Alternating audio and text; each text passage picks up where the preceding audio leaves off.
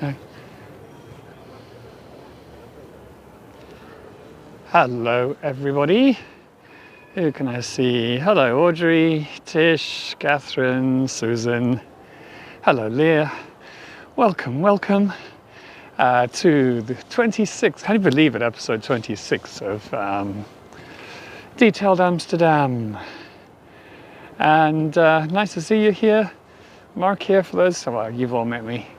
So let me show where I am.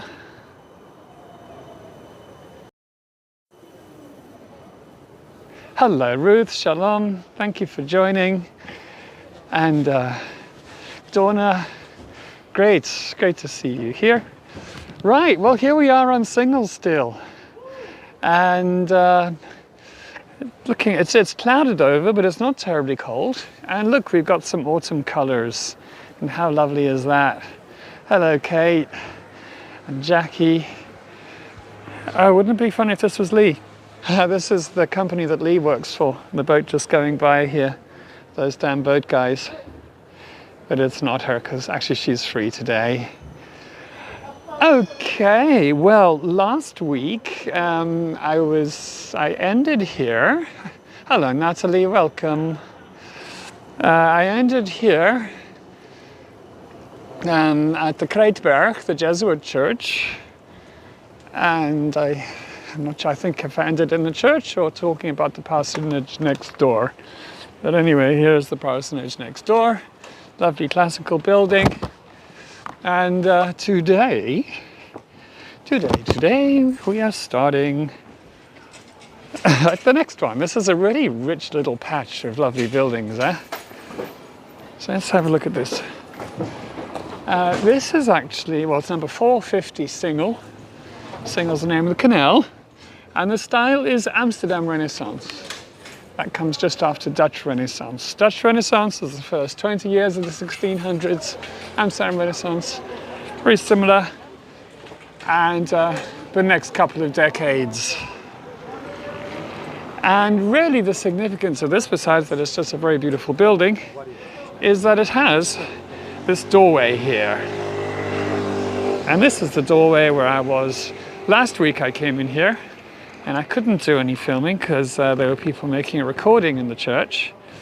But I came in this morning and I rang the bell. And this is the Doopgezin de Singelkerk, is what it's called.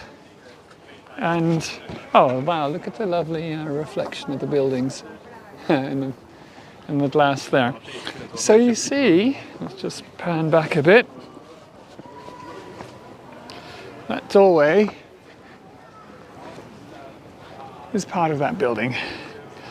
Okay, now this area had a whole number of hidden churches. And the building, the gable stone on this building here, let me just zoom in on it, is a reference to the Mennonite churches and the merger of the three different Mennonite congregations, the Tower, the Sun, and the Lamb. Now you might remember the song, some of you, that was, I talked about that on the Prinsengracht. So there was a schism in the Mennonite church, there have been many schisms actually, but in 1801 they re-merged. And this is a reference to that. Oops, let me just zoom out again. And then there's another doorway. So on either side of the screen you've got a doorway, and these lead to the hidden church behind. But in 1607, over here, where these two houses are, and there were two houses built, and there was the Mennonite sort of preaching barn behind that. And that was from 1607, that was called the Lamb, Het Lam, because nearby there was a brewery called the Lamb. And the current church is actually visible from the Herengracht. Let me show you a picture of that. So that's the next canal along. And this is the back of the church that I'm going to show you inside in just a moment. It was obscured before. It's got a little courtyard in front of it now. It was obscured in the 1600s by two smaller houses, but those have been taken down. So quite grand looking on that side, as you can see. And yeah, so I was very lucky that I could film inside. I rang the buzzer and somebody answered and I explained what I wanted to do. So here we go through this doorway here. Okie dokie. Is it going to make itself full screen or not? A second. Oh, come on. So I'm just having trouble starting the video.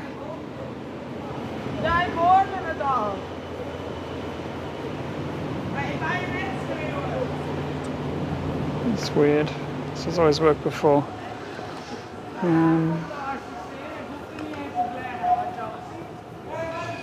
Oh, hang on. Annoying. Swipe only.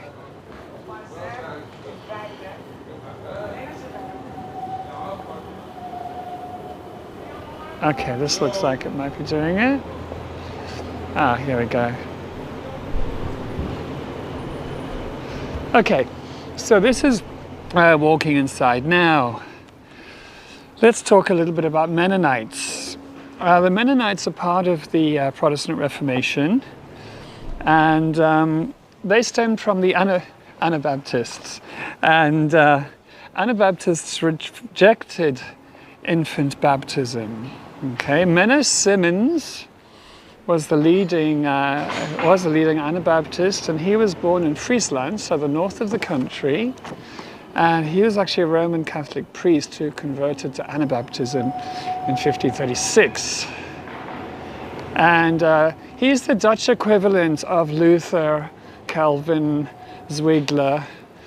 Anabaptists only baptize adults, and also they're pacifists. And this brought them into conflict with the Dutch Republic in the 1600s because they refused to be part of the city militia companies. And the church went global. As I said, schisms. And it's so beautiful. It's so peaceful inside, by the way. It was really amazing being in that space this morning. And I'll carry on with the history in a moment. It's just panning around to the altar here, or the pulpit rather. To the pulpit. The door was open then. And this lovely sculpture, look at it, with oh, I got my fingers in the way, sorry. This is me being clumsy filming. And I just ran out of time to edit it out, but you'll see what I mean in just a moment. Fingers in shot.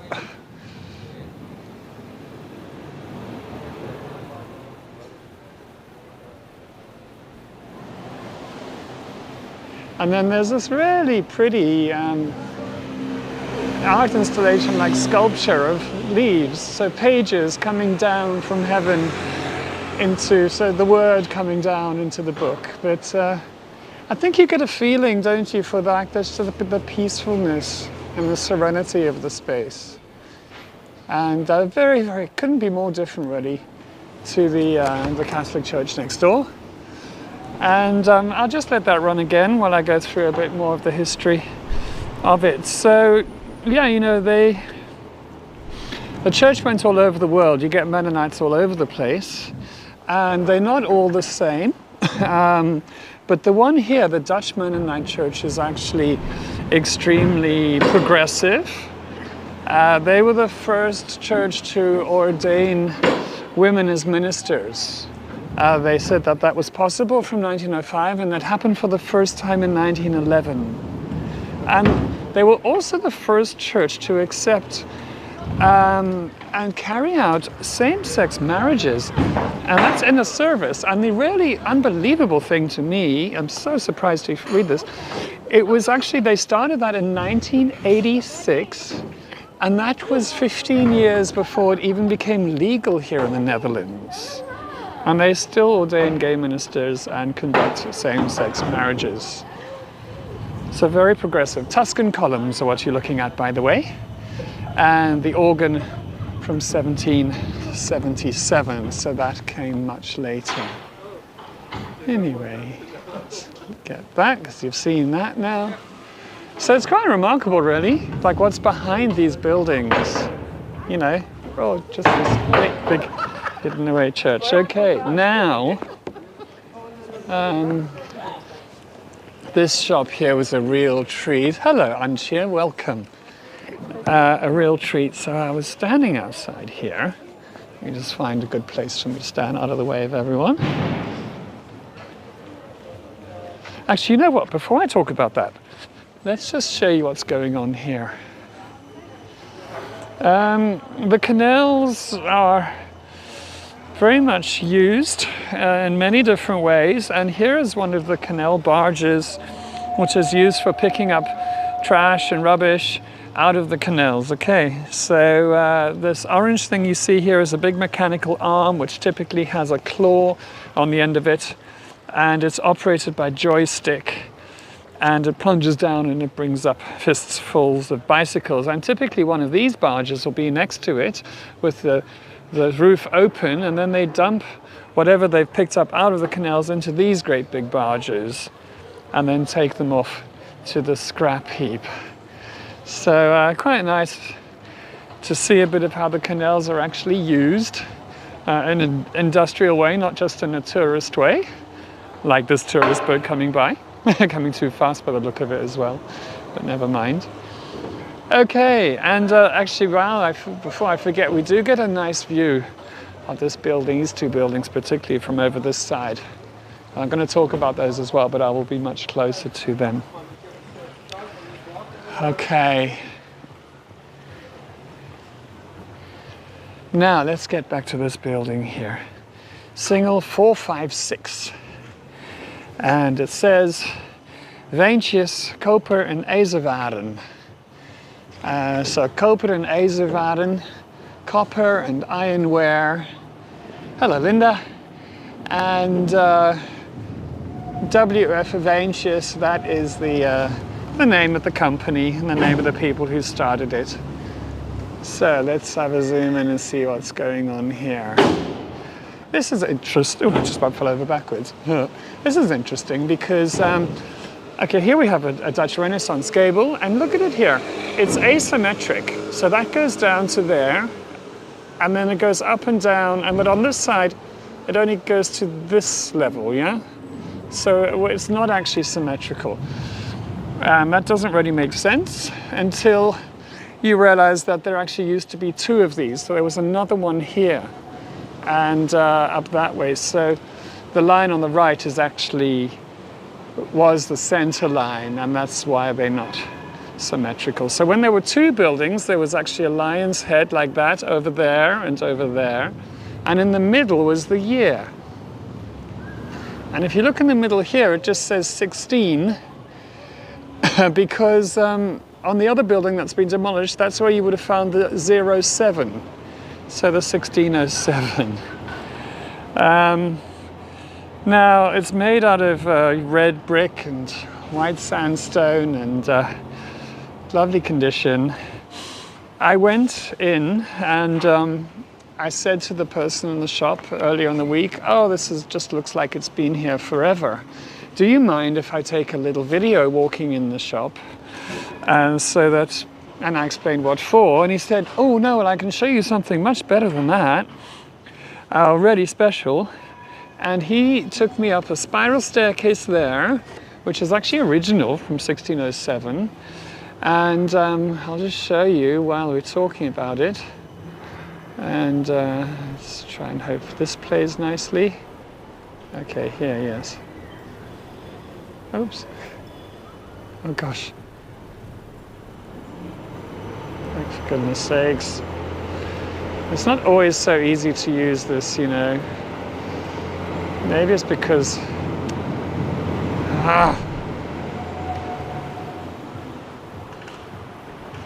Maybe, you know, I think I might be running into something because the screen's quite cold. Let me just try and sort this out.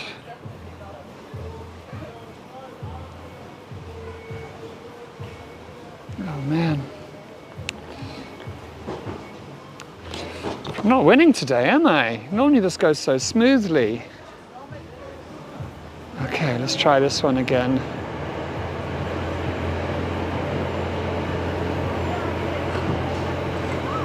we go. Okay, that's better.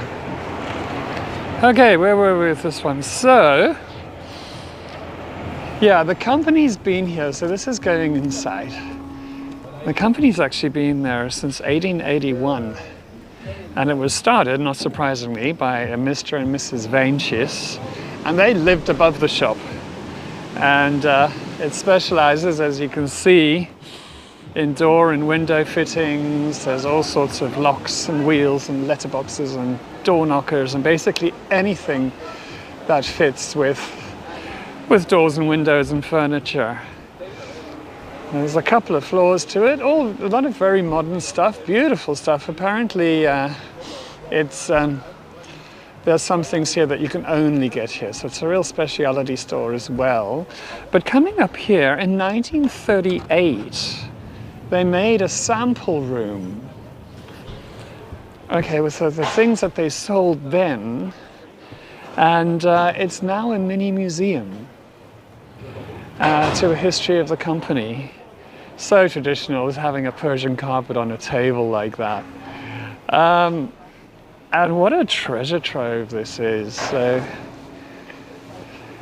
it was such a surprise, you know, when you think you know everything, not everything, but you think you know all the little hidden things of Amsterdam, and then something like this pops up. So here's the invoice book from 1882, the first year of trading.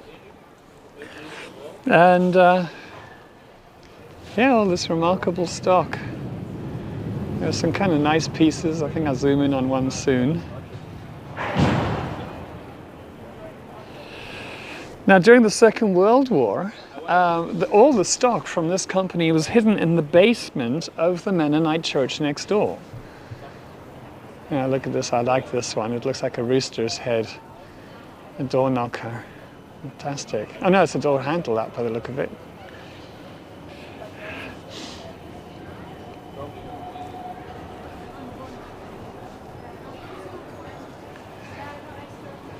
Oh yeah, absolutely, Sandy. It was a nice. It's just so great finding little things like this. I love it. And then they were so welcoming at the church next door as well. It's just great. So, and it's got such a nice, quiet atmosphere, this room. You can almost feel that just in the video. And here are the founders of the company.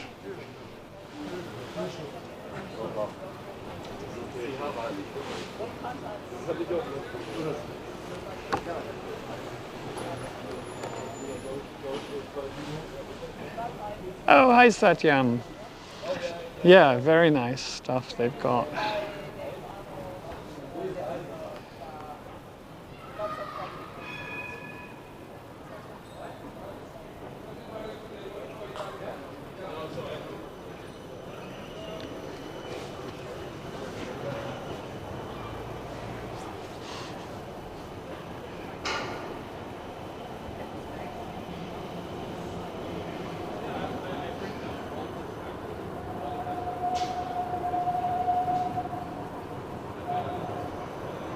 So there we have that. Oh. Oh, there we go. And lovely view looking out over this. So yeah, that was a little treat.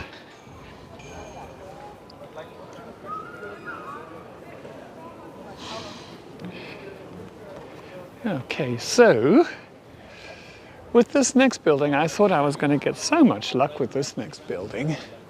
And because there's a restaurant here called the Supper Club, and I know loads of people who've worked there, and I thought, oh, this is just going to be a cinch, no problem getting in here.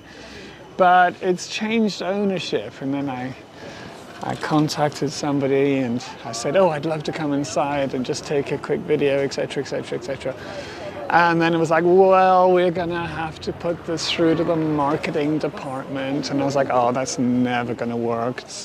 I know what these things are like, it takes forever. So they never did get back to me. So never mind that. I did find some pictures of it let's try and get a bit further away from it, in the City Archive website. So, This building, the number is 460, and it's designed by the very famous architect, I mentioned him a few times recently, Philip Wingbones, Dutch classicism style, and he built this as a residence for somebody lower down and a warehousing above. Okay, so that was, even though it was a very rich person, they would live down below and maybe have a shop and have their precious things further up. And this is where there used to be a brewery called the Lamb, and the Mennonite Church donated a vital bit of land for this house, and on condition that the merchant didn't open another brewery here. And let me show you a picture of the Wingbones architectural drawing. Oh man, I'm getting, which is over there. I'm just going to walk up onto the bridge and get a better view of it from there. So you can see there was actually a lamb on the top. That's long gone, unfortunately. Not everything survives the passage of time. Yeah. Anyway, so that's what that was there for. And it's funny, you know, called the Lamb. And then that Mennonite church was originally called by the Lamb as well. So these things are all connected to each other in this way. And of course, whenever I touch a screen, I keep getting a video box popping up. But anyway, that's where the Lamb was up there. And I'm just going to try and see if I can get a better view of that building from up here for you. Because it is a remarkable building. In 1782, it was the building that John Adams visited.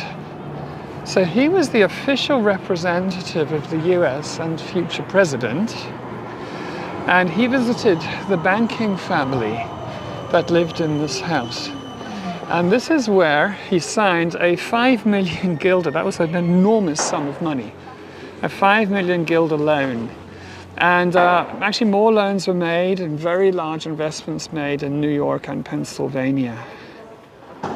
So that happened there. Let me show you some pictures of how grand it was when it was this banker's house. So that's a lovely stairway. Very, very, very gracious.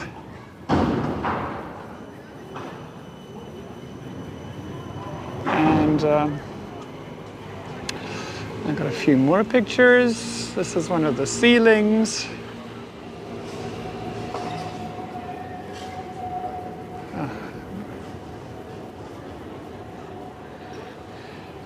So it's a shame they don't have color on this in the city archive, but can't help that.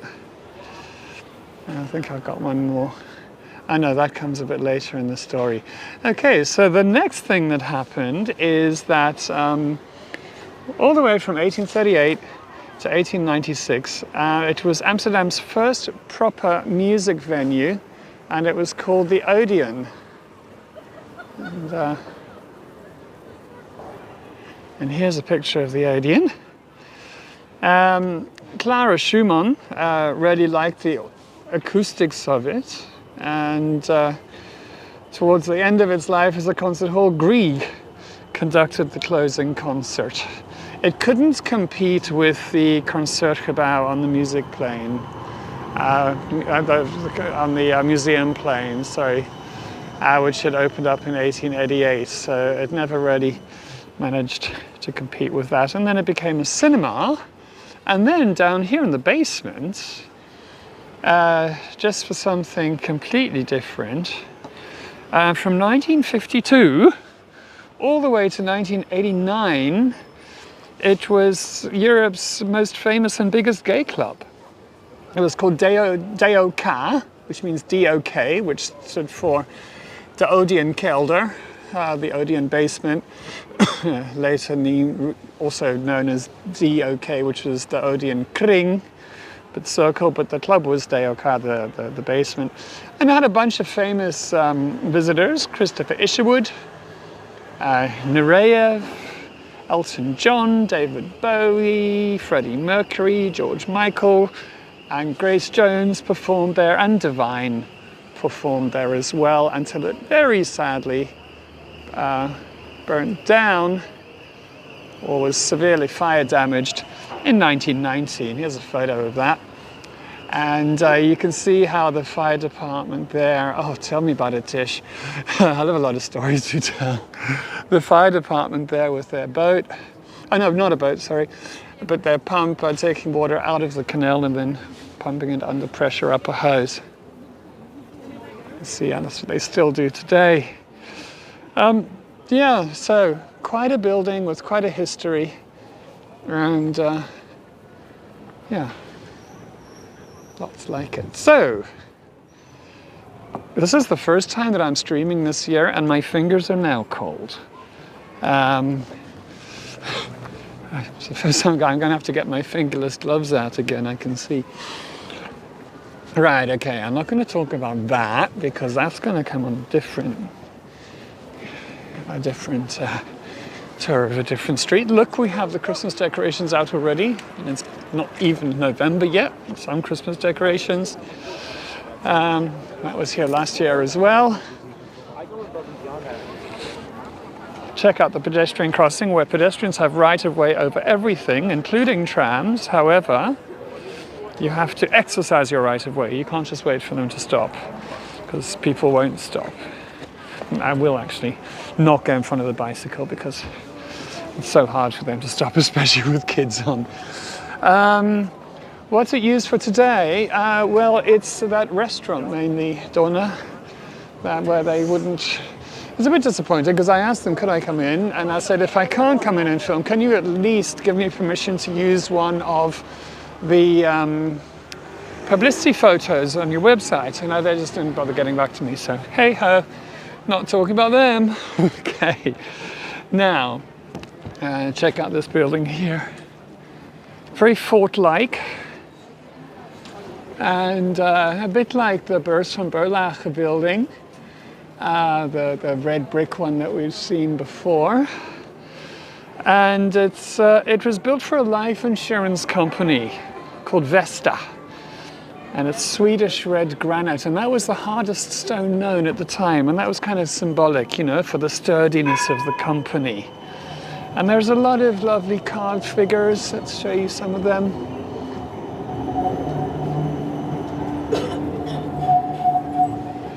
Now, I've got a little challenge for you. I failed, but there's a bunch of heads on this building, and they are said to symbolize eternity, life, death, wisdom, and mathematics. So I can work out which one is mathematics. That's not too difficult. But I don't know if these two are included in that list. But they're very nice anyway. So let's see. We've got the two male figures there looking out over a doorway, yeah? Could that be eternity, life, death, wisdom? And then this one over here.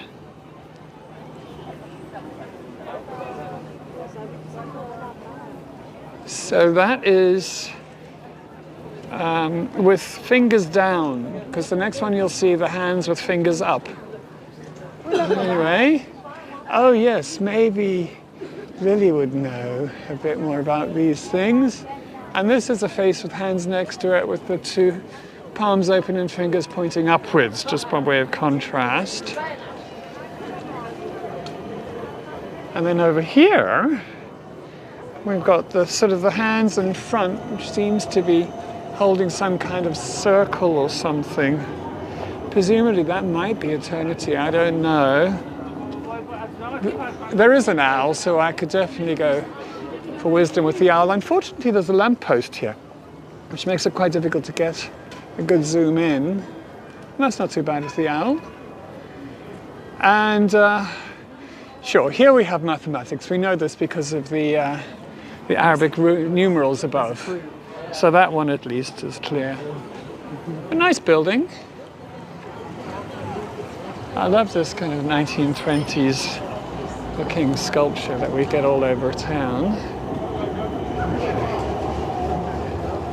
Okay, here we go again.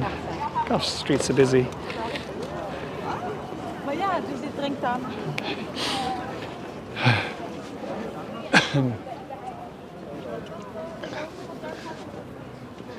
Okay, so there's a zoomed out one. And now these next three buildings. Let's see if I'm zoomed out completely. Yes, I am. So, oh, look at this beautiful building here. Not really. And then the next one and the next one.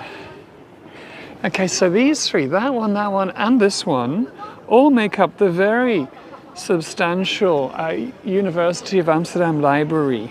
And it's an area that was known as the Doelen. Doelen means like a shooting range, practice range. That's what Doelen means in Dutch. And this was where the long and the crossbowmen, the archers would practice there. They're shooting. Now this building here from the 1960s, as if you couldn't guess, okay, was actually where the St. George Guild of the crossbowmen were. And this is the main building of the UvA, University of Amsterdam Library. Known for years and years and years as the ugliest building in Amsterdam, okay. The architect tried to make it a little bit less imposing because it's meant to be, it is one floor higher, but what he did is he set that floor back, which was actually a very clever thing to do, because if this was one floor higher, it would really be getting in the way. And you can't really see because they're quite messy, but if you look there and there, there's a bit of decoration. So what I did is I brought my proper camera and I zoomed in. So I could show you these. Now these are by a very famous sculptor, Hildo Krop. He was the city sculptor. He did so much in Amsterdam. And so these two shields are showing knowledge and science and trade and shipping. They are actually pretty nice, but they're really lost at the top of this rather questionable building. The next one's nice though. No complaints about this one. It's from 1606. It's the oldest building around. It's 1 year older than the building of the copper and ironware store. And this is a very splendid Dutch Renaissance building here. It was actually the city arsenal, and way back in the 1600s. So what they did is they had extra strong foundations because what was in the building weighed a lot, and the great big doors here are so that, you know, if the cities were attacked, the city defenders could go rushing out of there and defend the city in the case of attack. So that's why I thought maybe it's something to do with a fire department, but it wasn't. It was so that basically the army could come rushing out. Now it's quite a long building if you look at it on Google Maps. And if you go all the way to the other side, there's a little alleyway, and this is in the alley behind. And come on. Lovely old doorway. It was moved. It used to lead into the garden. There's no garden there anymore. But it's a little Doric pilasters and a frieze there. And I've got a better copy of what's in the frieze over here, which is obviously references to archery and what it was used as before.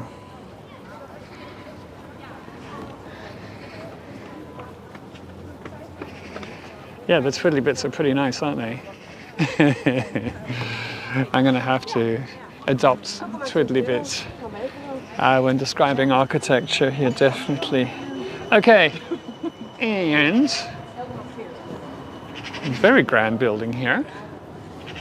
And this building here is where that was a building from 1512, believe it or not. And that was the St. Sebastian's Guild, the Guild of the Longbowmen. And then in 1733 it was renovated, and it was made into a guest house. Now the medieval structure is still there, it's still inside. I haven't gone in there because you can't get into the university library unless you're a student or you have some special pass. But actually the medieval structure is still visible and preserved. We have some coats of arms. Let's see how well the zoom works. That's the Amsterdam coat of arms there with the shield and the X's. And that's the Habsburg crown on top and then the lions on either side. You see that all over. And then down below here, the shields on the side, the four smaller ones, are sort of lost in time really. They were from the governors of the guild in 1651. But slightly more interesting is the central one, which was the coat of arms of the St. Sebastian's Guild of the Longbowmen. And on the diagonal, well, you'll see on the red, with the red background, those are actually the Jerusalem cross. Let me show you, because I'm probably, there you go. There's a better version of it. You can see sort of Jerusalem crosses on top of each other, clustered in that way. Now, the guild saw, though this is the oldest guild, by the way, the oldest marksmen's guild, and they saw themselves as, you know, the continuation of the ancient Crusaders guilds. And oh yes, if you could thumbs up this tour if you're liking it. Thanks, Dawn. I always forget that. Always forget. And subscribe as well, always helps. Anyway, so this has got nothing to do with Amsterdam, but I was in Jerusalem in February. Oh gosh. I'll try and get rid of this picture. And oh gosh, come on. This is not working so well today, you know. Okay, let's try this again. And I was in Jerusalem and I went to the Church of the Holy Sepulchre, which is where I took this photograph. And there, of course, is a Slicey, who was very surprised to be looking at Jerusalem cross graffiti that was scratched in the wall by Crusaders. Okay, and this is as you go down the steps to where it's alleged that they found the bits of the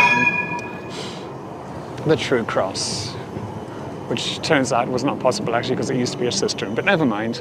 How's that for old graffiti? Yeah, well, yeah, Polly, I mean, Saint Sebastian is often the saint of archery. But yeah, I do get the irony, certainly. Okay, so just another couple of things. As is the way, oh, look how lovely it looks. I'll give you a few canal views.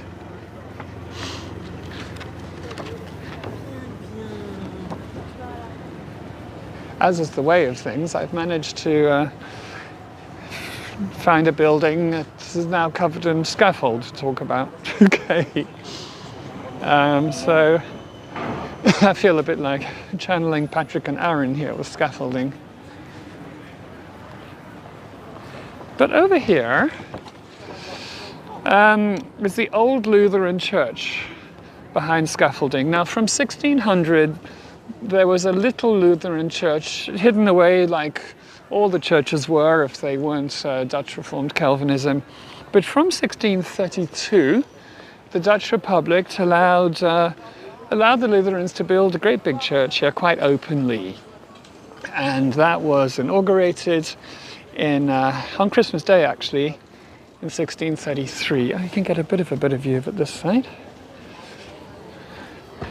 Now, obviously, I can never say it. Lutheranism, not sure. Was close enough, you know, to Dutch Reformed Calvinism for them to think, no, all these are allies and they can have a church openly. And so, there we go. Just try and get out of the way here. Oops. Okay. And I struggled to get inside because it's part of the university, and then I was going to go this morning, but then I looked online and they were actually having a service, so that wouldn't have got me very far. And then happily, The city archive had some pictures I could use. So this is the interior, and I got a bunch more different angles and views of it. This is a good one. You can really get a feeling for the space as well. And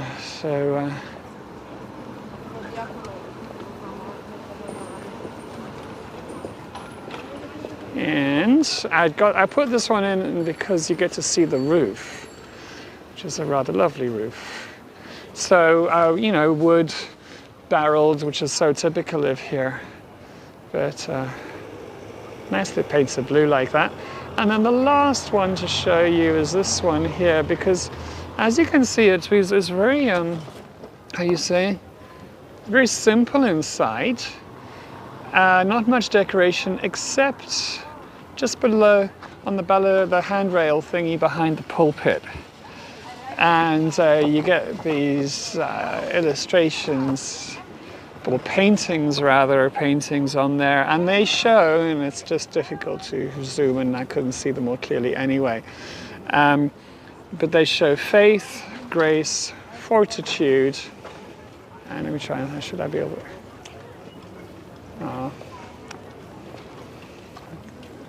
It's also being difficult again. Oh yes, that's how we could do it. Where was I with this one?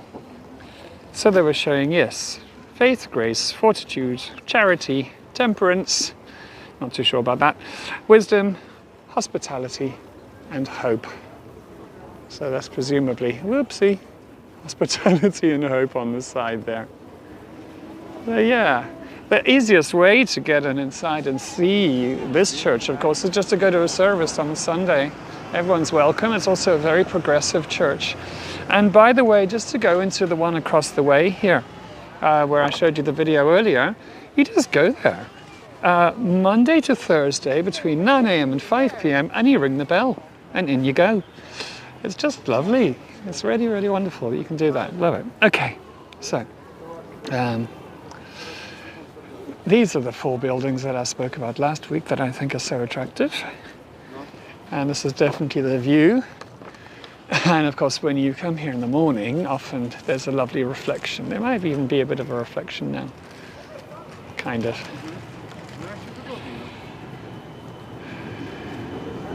Okay, the last thing I'd like to talk about is this statue here. It's called a statue of a woman with a stole. And the sculptor is somebody called Peter Thont. That's D''H''O''N''T. And this was donated to Amsterdam by a precious metals company, and that was in 1977. It was located on the Roken, outside the company's headquarters. They were Drijfhouten Zone. And with the Roken becoming more and more busy, it was moved here in 1996. Now the sculptor was part of the post-war, what's known as the figurative tradition of Amsterdam sculptures, and he became the unofficial city sculptor of Utrecht. And he did various things there.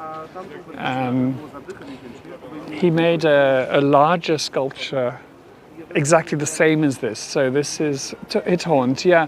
It's apostrophe T and then capital H-O-N-T, actually. So spelled slightly differently to that. There was a bigger version of this that predated this by 10 years, and that's outside the Schouwburg Theatre in Nijmegen. But again, I couldn't find a copyright-free version of that to show you, but it looks exactly the same. So it's a woman with a stole around her shoulders and a bag going to the theatre, and it was actually modelled on his wife. And he also made a small Anne Frank sculpture, by the way, which you can find in the Janskerkhof in Utrecht. So yeah, and I love her here with the beautiful, it's bronze, Donna bronze, with the lovely Amsterdam houses in the background. How's about that? And some autumn colours. Okay, so what is the quiz question? I haven't had time to think of a quiz question, so let me just try and think of one now.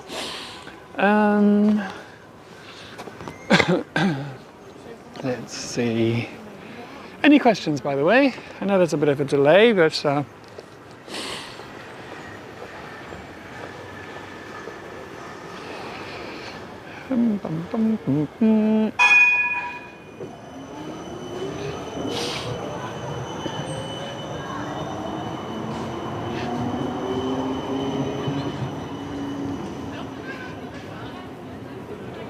oh, graag gedaan, Natalie. Graag gedaan. Okay, so I think I've thought of a question. It's a pretty easy question. And so for a slicey, for whoever doesn't have a slicey, the question for today is, there was originally, okay, the Mennonite church behind here was a wooden preaching barn, and then it was a stone church, but originally the church was named after an animal. What animal was that? Okay, what animal was the church named after? Is the slicey question for today.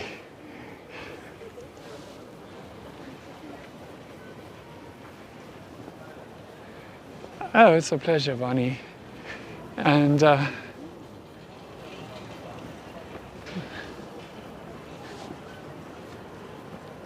do we have an answer? Yes. Satyam knows. Okay, but Satyam, I know that you have a slicey already.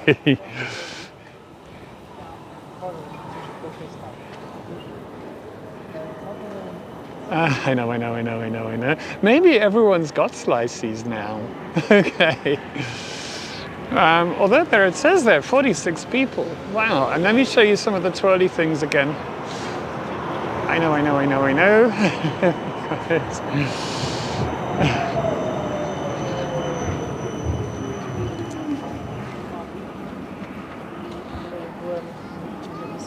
Very handsome building. No, it's not a cat. Good guess though.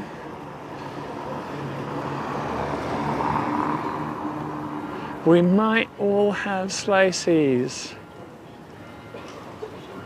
Oh, okay, well, Laurie, oh, there we go, Cheryl, a lamb.